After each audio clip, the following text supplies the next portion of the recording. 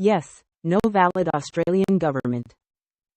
In the first edition of CWB, the current treasonous, fraudulent, criminal acts of the private corporate Australian government, including Parliament, judiciary, police and public servant, were outlined from around 1960 onwards, and accountability is wanted, especially due to the complete disregard S. 128 of the Constitution Act 1900, UK, making changes without and disregarding referendums, and the colossal number of state-funded child abductions, and so much more.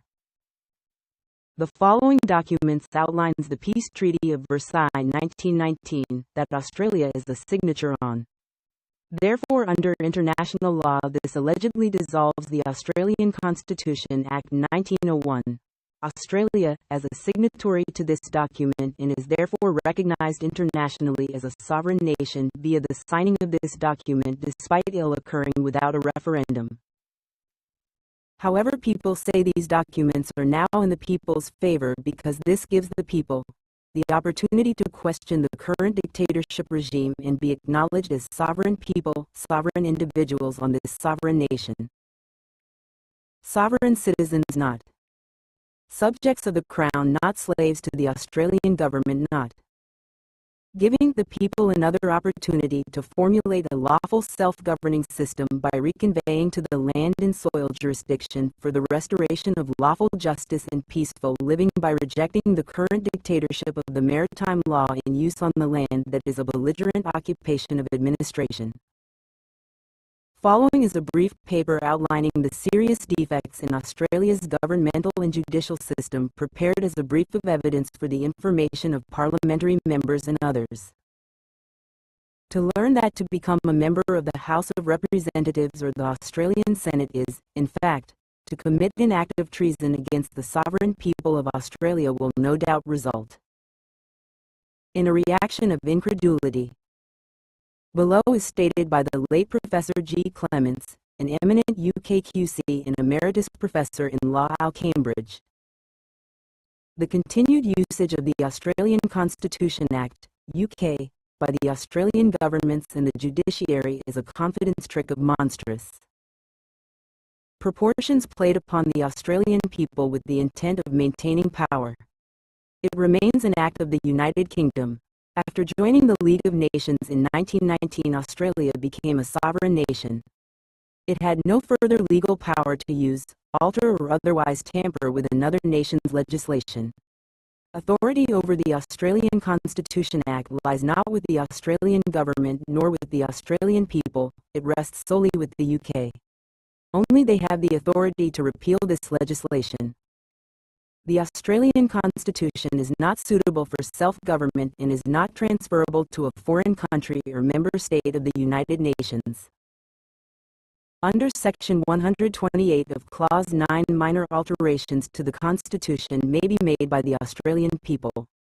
However, the Australian people may not alter, in any way, Clauses 1 to 8. The Australian people do not have ultimate control over the Australian Constitution. Confirmation in mid-July 1995, the Lord Chancellor, in answer to a parliamentary question asked in the UK Parliament about the Australian Constitution, stated, "The British Constitution Act 1900 was for self-government. It was never intended to be and is not suitable to be the basis for independence. The right to repeal this act remains the sole prerogative of the United Kingdom. There is no means by which, under United Kingdom or international law, this power can be transferred to a foreign country or member state of the United Nations. Indeed, the United Nations Charter precludes any such action. Australia is an independent sovereign nation."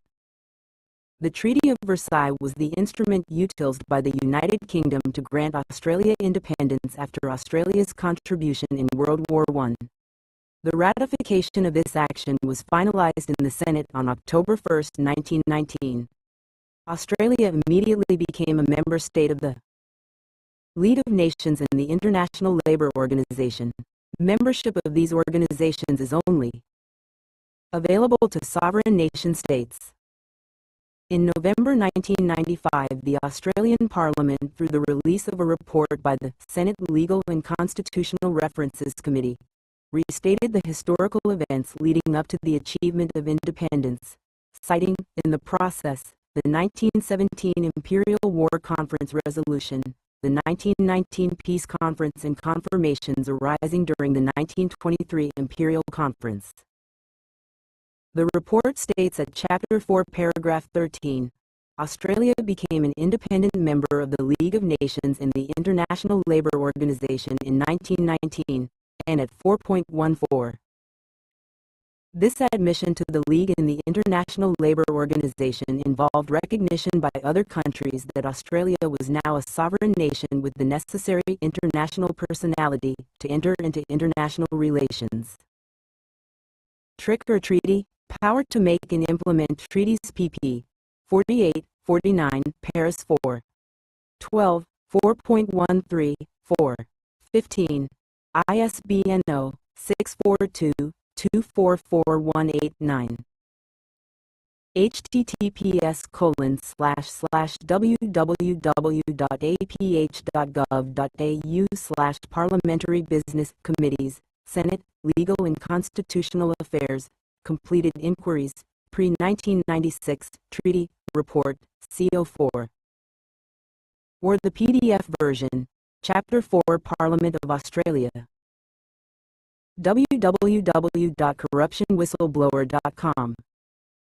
Professional Media Services.